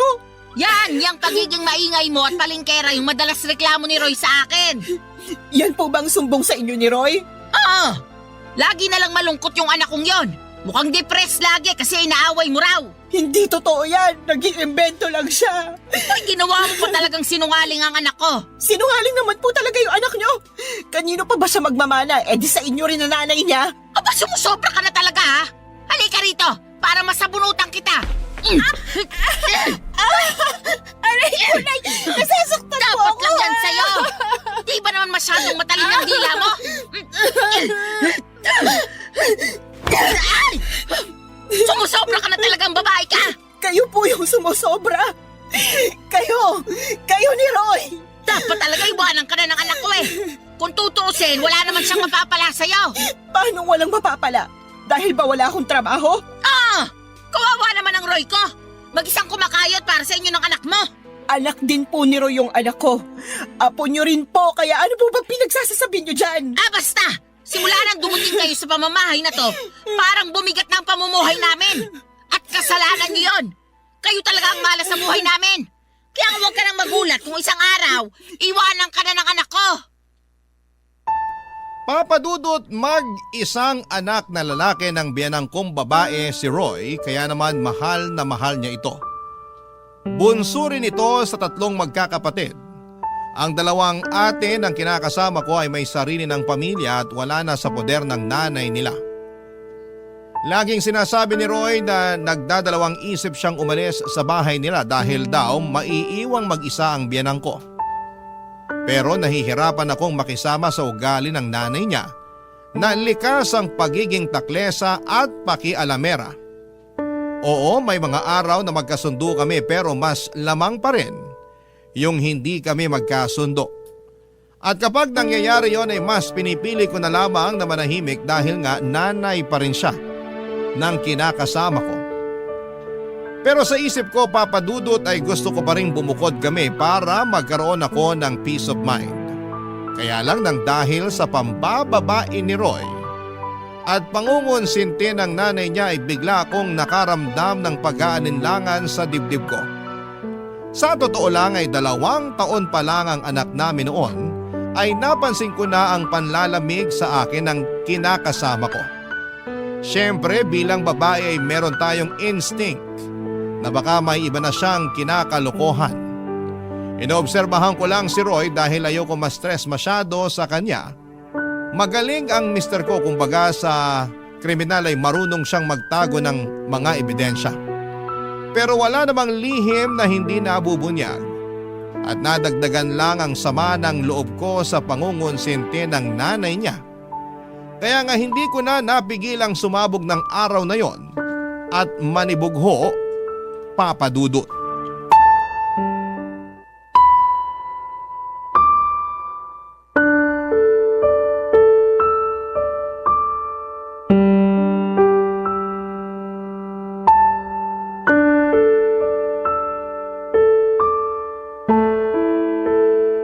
Oh, yan lang sinweldo namin. Ano to? Anong ano yan? E di sweldo namin. 500? Bakit ito lang? Magagawa ko kung yan lang. Baka nakakalimutan mo na marami akong loan. Malamang kinaltas na dyan. Hindi ako naniniwala sa'yo. Patingin ang payslip mo. Ayoko nga. Anong ayaw mo? Wala na. Tinapon ko na. Roy naman, napakaliit nito. Alam mo namang may sakit yung anak natin, diba? E akala ko ba magaling na siya? Hindi naman tumalab yung halamang gamot na pinainom ng nanay mo sa kanya. Hindi nawala yung lagnat niya. Natatakot na ako baka kung ano ng sakit ng anak natin. Masyado ka namang OA. Ayos lang yung anak natin. Paano magiging ayos? Pabalik-balik nga yung lagnat niya. Tsaka ako pa talaga yung OA, ha? Para ka namang hindi nag-aalala sa anak mo. Nag-aalala rin ako. Pero anong magagawa ko kung yan lang ang sinahod ko? Pagkasyain mo na lang. Dalhin mo sa public hospital o center yung anak natin. Doon mo ipa-check up. Baka nga makalibre ka pa. Sige, susubukan ko. Ganyan nga. Subukan mo rin manghingi ng libreng gamot. Malamang bigyan ka rin doon. Oh, ano pang binubuntong hininga mo dyan? Akala mo ba hindi na ako nakakahalata? Nakakahalata sa ano ba? Na palagi na lang kakarampot yung perang binibigay mo sa amin ng anak ko. Anak naman ng teteng. Di ka ba nakinig? Sabi ko, kaltasan ngayon. Kaya yan na lang natira. Ang sabihin mo, binigay mo yung pera mo dun sa babae mo. Ha? Ano bang pinagsasasabi mo dyan? Kunwari ka pa. Akala mo yata hindi ko alam na naglalandian kayo ng tindera dun sa bakery na laging pinagbibilan ng nanay ng pandesal. Oh, paano naman tayo napunta dun? Huwag mo akong gawing tanga. Wisit naman, Lala. Ano bang iniiyak-iyak mo? Nakuha mo ba akong tanungin alam mo naman sa sarili mo yung dahilan? Araw-araw na lang na ginawa ng Diyos na pinararamdam mo sa akin na hindi mo na ako mahal. Pero alam mo yung mas masakit? Pati yung anak mo na sarili mong dugot laman wala ka na rin pakialam. Pwede ba? Pagod ako ha. Galing na nga ako sa trabaho oh. Bad trip na nga ako na maliit sweldo ko tapos mas babad tripin mo pa ako. Galing daw sa trabaho, lokohin mo lelang mo. Aba, talaga naman. Akala mo talaga sa akin pinanganak kahapon ano? Tingnan mo nga, anong oras na? 12:00 na ng madaling araw. Sinabi mo sa akin kanina na tuwing gantong araw wala kayong delivery sa malayo. Kaya wag na wag mong maidadahilan sa akin na dun ka ginabi. Sabihin mo inuna mo pang pumunta sa babae bago umuwi rito sa bahay. Ay, Nakakasira ka talaga ng ulo na babae ka. Dami mong alam. Dami mong satsat. Bakit? Dahil ba 500 lang binigay ko sa'yo? Isa na rin yun sa mga dahilan. Ewan ko sa'yo. Buti pa matutulog na ako. Taga, hindi pa tayo tapos mag-usap, Roy. Ayaw na kitang kausap. Kainis ka. Ikaw pa talagang may ganang mainis? Malamang. Pagod na nga yung tao tapos sinermonan mo pa. Di ka na lang magpasalamat, may inabot ako sa'yo. Meron pa naman tayong makakain hanggang sa susunod na sweldo ko. Masyado ka lang talagang mapaghanap.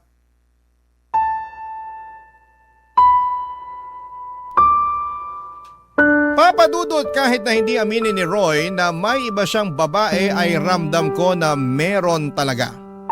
Lalo pa na sumasala na siya sa pagbibigay sa amin ng anak niya. Ang totoo ay hindi yon ang unang pagkakataon na kulang ang perang ibinibigay sa akin ni Roy. Maraming beses na, pero ewan ko ba sa sarili ko kung bakit mas pinili kong manahimik ng mga panahong yon. Pakiramdam ko tuloy ay nasanay na lamang si Roy kaya paulit-ulit na niyang ginagawa. Ewan ko rin kung bakit kahit na sinabi na ng nanay niya sa akin na babae niya yung tindera sa bakery na malapit sa amin, ay gusto ko pa rin na manggaling kay Roy ang pag-amin. Bagay na hindi naman niya ginawa, Papadudot. Sobrang sakit sa dibdib nang naging pagtatalo namin ng gabing yon. Hindi ko rin naman siya pinatulog kahit nagsabi na siyang pagod na siya. Dahil gusto ko siyang umamin sa akin na may babae nga siya. Kaya naman lumabas na lamang siya sa kwarto at narinig kong nagsumbong siya sa nanay niya, Papadudot. Pagkalipas ng ilang minuto ay kinatok ako sa kwarto ng biyenan ko at tinawag palabas. Noong nasa sala na kami ay doon niya ako sinermonan. Marami siyang sinabi na mga masasakit at hindi maganda sa akin, Papadudot. Halimbawa na noon ay masyado raw akong mapaghanap samantalang hindi naman ako ang nagtatrabaho. Sinabi rin niya na kung totoong may pinagkakagasosang ibang babae si Roy ay kasalanan ko naman daw dahil hindi na ako kaakit-akit sa paningin ng asawa ko. Ininsulto na naman niya ang katawan ko na masyado raw mataba kaya nagawa akong ipagpalit, Papadudot.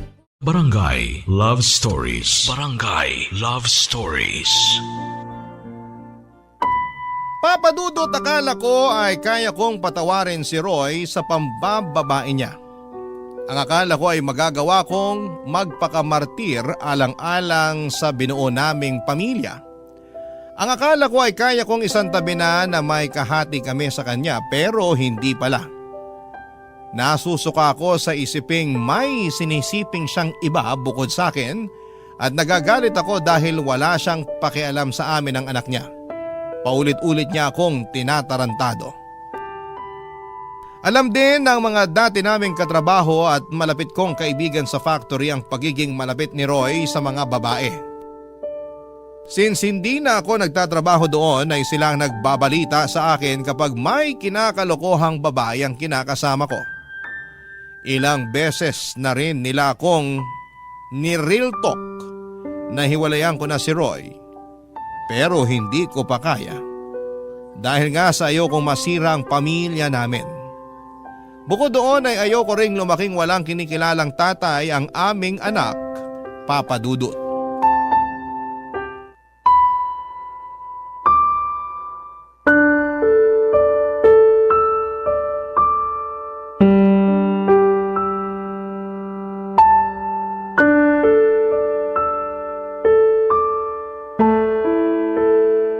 Lala, masayiin mo nga yung likod ko.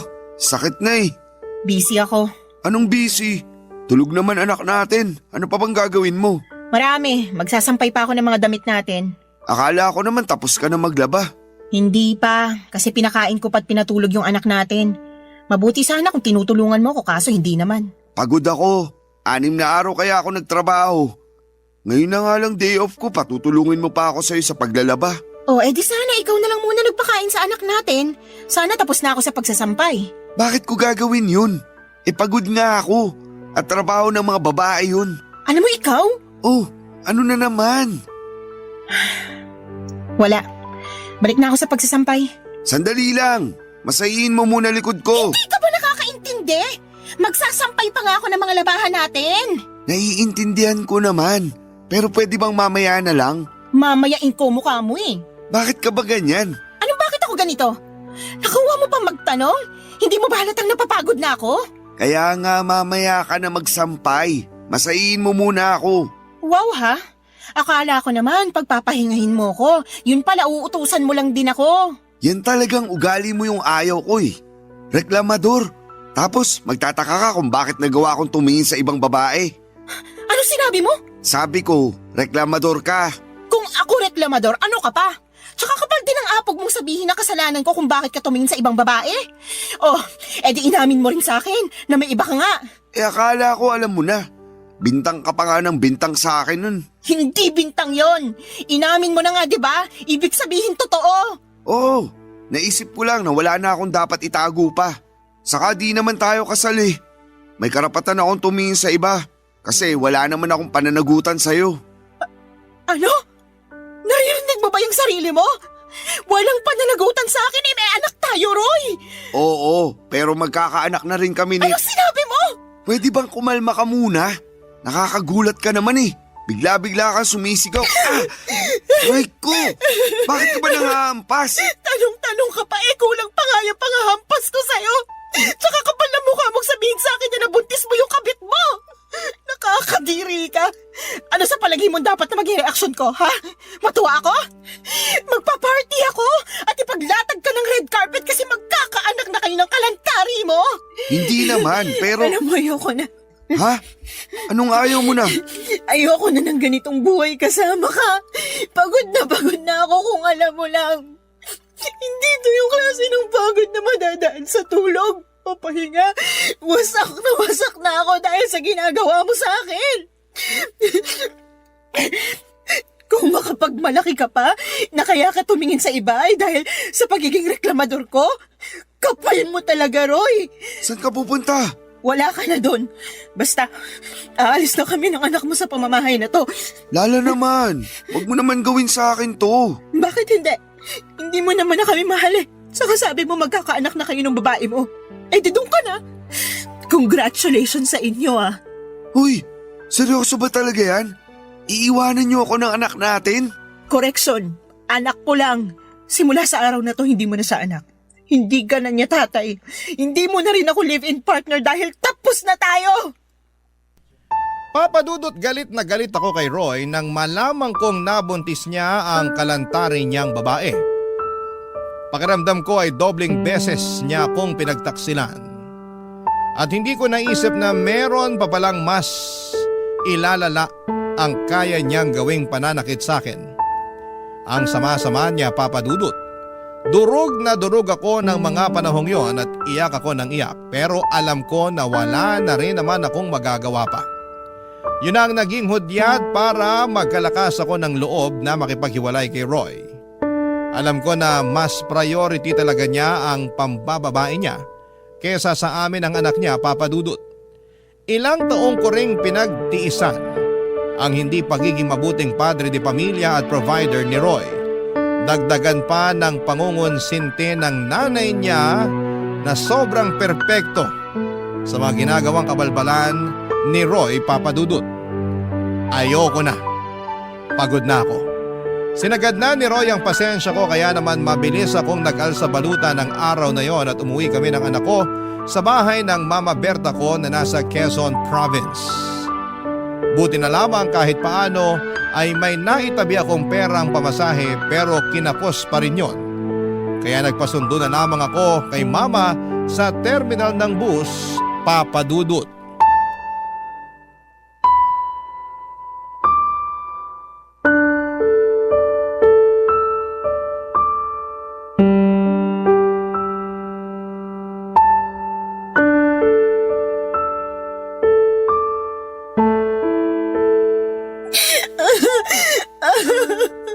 Kung hindi pa naman tinamaan ng lintik yung Roy na yan. Halika, samahan mo ako sa kanila dun sa Pasig. Puputulin ko yung pagkalalaki niya. Wag na po. Tsaka ayoko na rin pong bumalik sa kanila.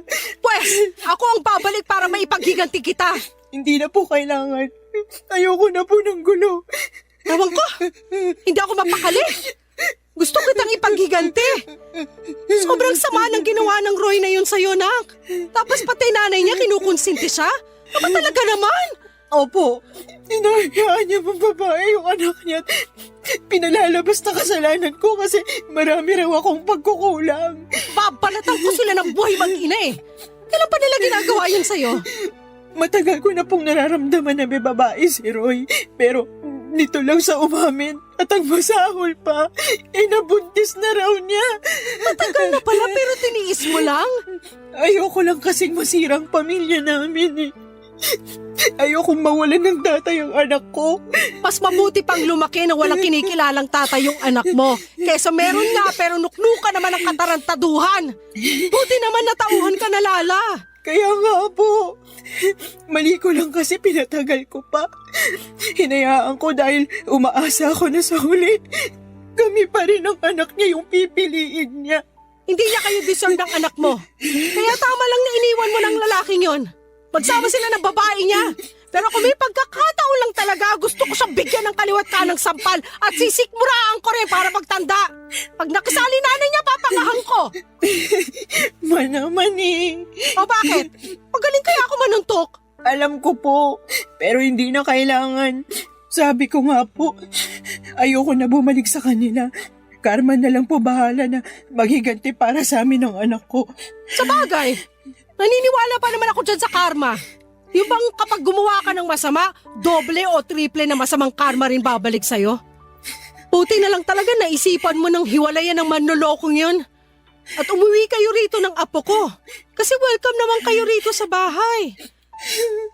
Salamat, Ma. At sorry din dahil ang tanga-tanga ko. Dapat noon ko pa ginawa na makipaghiwalay kay Roy. Hindi na sana ako nasaktan ng gusto. Hayaan mo na. Nangyari na eh. Tsaka sabi mo ayaw mo namang masirang pamilya nyo. Ayaw mong mawalan ng tatay yung anak nyo.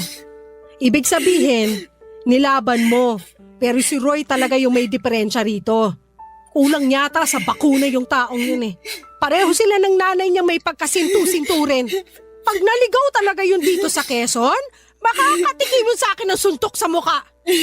Paawat na po kayo. Hindi ko lang matanggap na ginano nila ang kaisa-isang anak ko.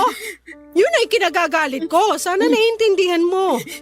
Wala namang magulang na naghahangad na masaktan ng iba mga anak nila. Naiintindihan ko po kayo.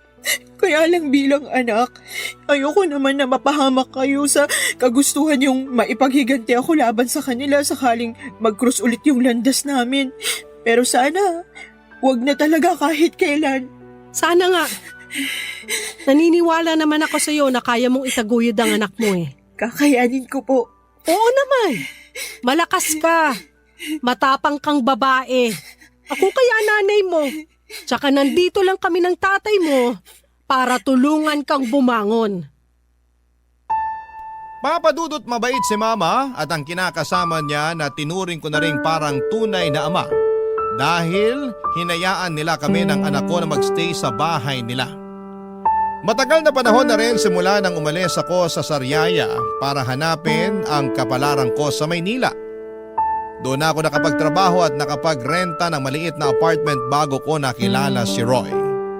Wala akong kapatid at wala rin namang anak ang mama ko sa tatay-tatayan ko at tanging pagtitinda lamang ng mga gulay at prutas sa may tabing kalsada ang pinagkakabalahan nila. Kaya naman masayang-masaya sila dahil umuwi kami ng anak ko. Sa paglipas ng mga araw ay sinabi ko sa sarili ko na gusto ko na lang mag-focus sa pag-move on kay Roy at intindihin ang anak ko. Kaya nga kahit masakit, mahirap at nakakatakot ay sinimulang kong umusan. Butit nandyan ang mama ko na handang umalalay sa akin at sa loob nga lang ng isang buwan ay unti-unti ko nang naibabalik ang dati kong pagkatao. Nasinira at winasak ng dati kong kinakasama, Papa Dudut. Barangay Love Stories. Barangay Love Stories. Papa Dudut, mabilis na lumipas ang 2 buwan. Masasabi ko na gumanda na ang disposisyon ko sa buhay at oo, nandun pa rin yung kirot at panghihinayang para sa pangarap kong pamilya na kasama si Roy. Pero iniisip ko na lamang na baka hindi talaga kami ang tinadhana para sa isa't isa. Saka sabi rin ni Mama, mas mabuti na maghiwalay kami kesa habang buhay akong mag-suffer na kasama siya. Feeling ko kasi ay mamamatay talaga ako sa konsumisyon sa dati kong kinakasama, Papa Dudut. Bukod sa pag-aalaga sa anak ko ay tumutulong ako kina Mama at Papa sa pagtitinda. Masaya ako dahil nagkaroon ako ng bagong pag-asa sa buhay matapos ng pinagdaanan kong kabiguan. At kapag naiisip ko ang karanasang kong yon, ay natatawa na lamang ako sa sarili ko dahil hinayaan kong mamalagi ako ng matagal sa ganong klase ng sitwasyon. Pero sa bagay, nagmahal lang naman ako at kahit kailan ay hindi yon kahinaan o kasalanan. Kaya lang isang araw ay nakatanggap ako ng tawag sa cellphone mula sa isang unknown number. Hindi ko na sana sasagutin pero nasagot ko pa rin, Papa Dudut. Ganon na lamang ang gulat ko nang ang nanay ng dati kong kinakasama na si Roy ang nasa kabilang linya. Binalita niya sa akin na may sakit daw ang anak niya at kailangan nito ng tulong at pag-aalaga ko. Pinababalik nila ako sa bahay nila sa Pasig pero hindi ako pumayag, Papa Dudut. Binabaan ko ng cellphone ang nanay ni Roy at makaraan lang ang 3 araw ay gulat na gulat ako nang pumunta siya sa bahay namin sa Sariaya, Quezon.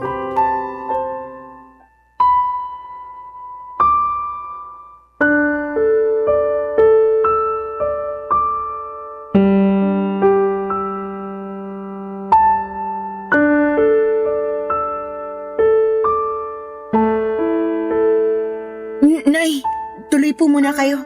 Kala ko hindi mo na ako papapasukin dito sa bahay niyo. Tagal mo akong tinitignan sa harap ng pinto eh. Pasensya na po, nagulat lang ako. Siguro hindi mo akalain na makikita kita, no? Ganun na nga po. Maupo po muna kayo, ikukuha ko kayo ng juice. Ay, hindi na kailangan. Wala rin naman akong planong magtagal pa rito sa bahay niyo. Lala, may bisita ka pala? Ay ma, kayo pala. Ikaw ang nanay ni Lala? Oo. Eh ikaw, sino ka? Ako si Sedes, nanay ni Roy. Roy? Yung manloloko? Hinay-hinay ka sa pananalita mo tungkol sa anak ko, ha? Ikaw ang maghinay-hinay. Baka nakakalimutan mo na sa pamamahay kita. Uy, talaga naman. Lala, pagsabihan mo nga yung nanay mo, sabihin mo, matutong rumispeto. Opo. Wow! Ako pa pala ang walang respeto rito, Sedes. Baka nakakalimutan mong ikaw at ang magaling mong anak ang hindi rumispeto sa anak kong si Lala. Akala mo ba hindi ko alam ang panloloko ng anak mo sa anak ko? At pati na rin pangungunsinti mo sa kalokohan ng Roy na yon. Ha? Ano sinasabi mo? Ma, huwag niyo na pong awayin si Nanay Sedes. Anong wag awayin na isa tong malakas ang loob pumarito sa bahay natin? Ano bang ginagawa mo rito, ha? Ano? Ito kasing anak mo si Lala. Kausap ko lang nung nakaraan sa cellphone. Pero binabaan ako ng tawag. Buti na lang alam ng anak ko kung saan yung bahay nyo. Kaya pumunta na ako. O bakit ka pumunta rito? Gusto ko lang pabalikin si Lala sa bahay namin. Kailangan siya ng anak ko. Ano ka mo? Tama ba yung narinig ko? Oo. Di pa naman siguro mahina ang pandinig mo, no? Hindi pa. At malakas pa rin ako manuntok. Mama naman, huwag niyo na pong patulan si Nanay Sedes. Eh nakakapikon yung matandang yan eh. Lakas na loob pumunta rito sabihin bumalik ka na rin sa kanila? Aba sinuswerte lang? Nay, diba? Sinabi ko na po na ayoko nang bumalik sa bahay niyo. Ayoko nang makita si Roy. Tapos na kami simula nang mabuntis niya yung babae niya. Nandun na tayo, pero may sakit yung anak ko. Kailangan ka niya. Hindi po akong kailangan niya. Doktor ang kailangan niya kung may sakit siya. Tumpak! Pampira naman, no, Lala. Hindi ka ba talaga mapapakiusapan? Hinahanap ka nga ng anak ko. Ang gusto niya, alagaan mo siya. Parang wala kayong pinagsamahan ng anak ko, ah. Bakit ako? Nasaan yung babaeng nabuntis niya? Doon siya magpaalaga, hindi sa akin. Tungkol sa bagay na yan, wala na. Hiwalay na sila matapos makuna ng babae. Kaya nga nagkasakit si Roy kasi nagluluksa siya sa namatay niyang anak. Oh, di ba? Ang bilis ng karma talaga. Ma, please, wag na po kayo magsalita dyan. Kaya ko na to. Sorry po, Nay Sedes. Pero hindi ako tagapag-alaga ng anak niyo. Oo, nakakalungkot yung nangyari sa baby nila ng babae niya. Pero labas na po ako doon. Hiwalay na kami ni Roy, tapos na kami. Wala na rin akong responsibilidad sa kanya. Papadudot galit na galit ang nanay ko na pinaalis ang nanay ni Roy sa bahay namin. Pero syempre naawa pa rin ako sa kanya dahil magulang lang din siya. Na nag-aalala sa kanyang anak, kaya lang ay desidido na akong hindi bumalik sa bahay nila para alagaan ng dati kong kinakasama. Tama na kami ni Roy at hiwalay na kami. At hindi rin naman ganong kadaling kalimutan ang mga ginawa niya sa akin pati na rin ang nanay niya. Sa isip ko ay napaka-unfair nila kasi pag sa hirap ako ang gustong kasama.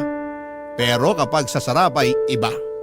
Nakakagalit at alam kong hindi ko yon deserve.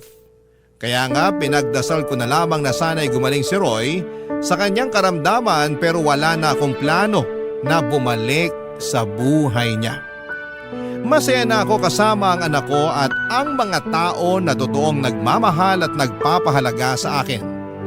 Mabilis na lumipas sa mga araw at paulit-ulit pa rin akong tinetext ng nanay ni Roy na puntahan ko siya sa bahay nila para alagaan si Roy. Kesyo, hinahanap daw ako ng anak niya pero wala na akong pakialam pa. Kinatagalan ay tumigil na rin si Nanay Sede sa pagte-text sa akin. Siguro ay nagsawa na din o di kaya ay tinanggap na lamang niya ang desisyon ko. Nagdaan pa ang 1 buwan at lumuwas ako noon sa Pasig para magninang sa binyag ng anak ng dati kong katrabaho. Noong nasa bahay nila kami pagkatapos ng binyagan sa simbahan, nagulat ako kasi nandun si Roy na bigla na lang daw pumunta dahil sigurado raw siya na pupunta ako. At binalita niya sa akin na magaling na siya sa sakit niyang pulmonya, papadudot.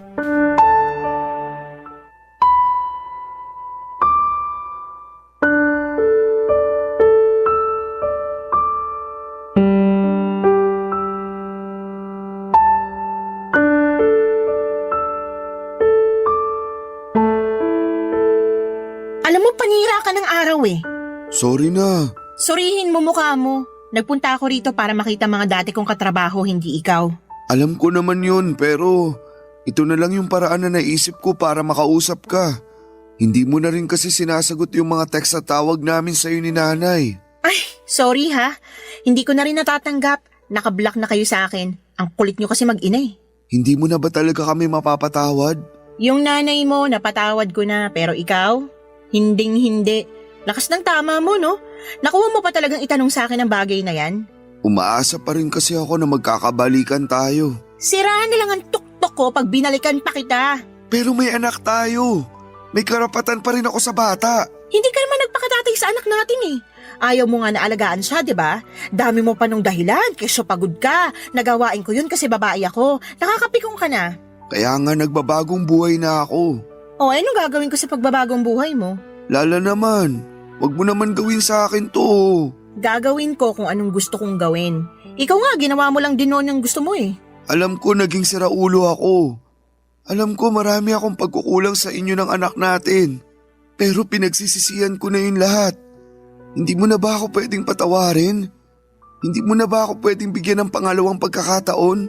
Binibigay lang ang pangalawang pagkakataong sinasabi mo sa mga taong deserving. Pero ikaw, hindi ka kasama sa mga taong yon, Roy. Huwag ka nang umasa na makikipagbalikan pa ako sa'yo dahil matagal na tayong tapos. Maawa ka naman sa akin oh. Naawa ka ba sa akin nung niloko mo ako? Naawa ka ba sa akin nung pinagmukha niyo kung pangit ng nanay mo para lang makonsinti ang pambababae mo? Hindi naman, di ba? Kaya sabihin mo, bakit ako maaawa sa'yo? Mabuti pa umalis ka na. Lala naman, huwag mo akong paalisin. Anong wag paalisin? Eh, hindi ka naman imbitado rito. Tsaka sinisira mong araw ko, nakakainis ka na. Gusto ko lang naman mag-sorry sa'yo. Wala nang magagawa yung sorry mo, hindi na ako makikipagbalikan sa'yo. Gusto mo bang lumuhod ako? Ano? Sige, luluhod ako. Tumayo ka nga dyan, nakakahiya ka. Wala akong pakialam kahit na nakakahiya pa tong ginagawa ko. Pero desperado na ako. Gusto kong magkabalikan tayo. Gusto kong magsimula ulit tayo ng panibagong buhay. Gusto ko na ulit magpakatatay sa anak natin. Tumayo ka na dyan, sabi eh. Tatayo lang ako kapag pumayag ka nang bumalik sa akin. Di wag kang tumayo dyan. Bahala ka sa buhay mo. Iwanan na kita. Sandali lang! Roy, napipik ko na talaga ako sa'yo ah. Isa pang pangungulit mo sa barangay na tayo mag-uusap. Sinabi ko na sa'yo na hindi na ako makikipagbalikan sa'yo. Pagod na ako sa relasyon natin. Ayoko na ulit mangunsumi sa'yo. Ngayon, kung totoo nga na nagbago ka na, di mabuti. Pero hindi ibig sabihin doon na natatapos yung mga kasalanan mo sa akin. Kung alam mo lang kung gaano kalalim yung sugat sa puso ko na kagagawan mo, sana hindi na lang kita nakilala noon. Sana hindi na lang kita minahal.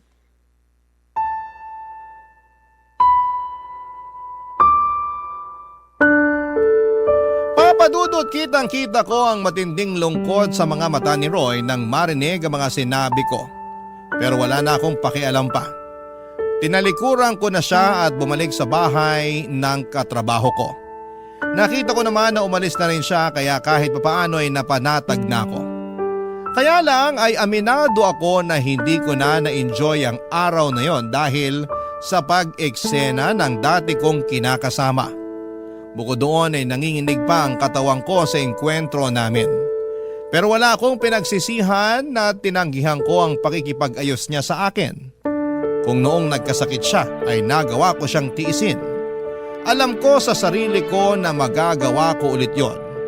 At hanggang sa kasalukuyan ay masaya ako sa desisyon kong tuluyang makipaghiwalay na sa kanya, Papa Dudut.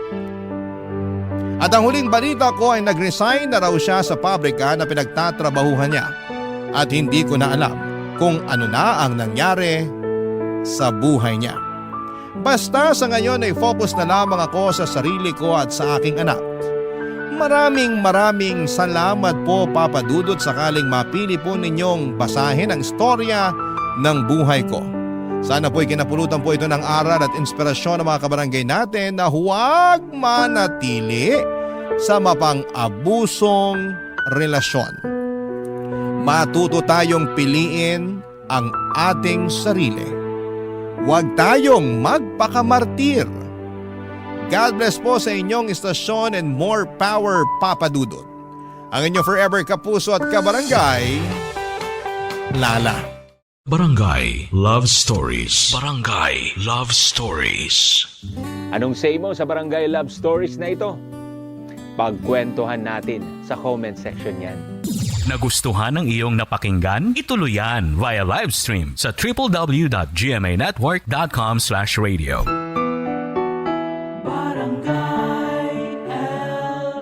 In Mega Manila, 97.1. Forever.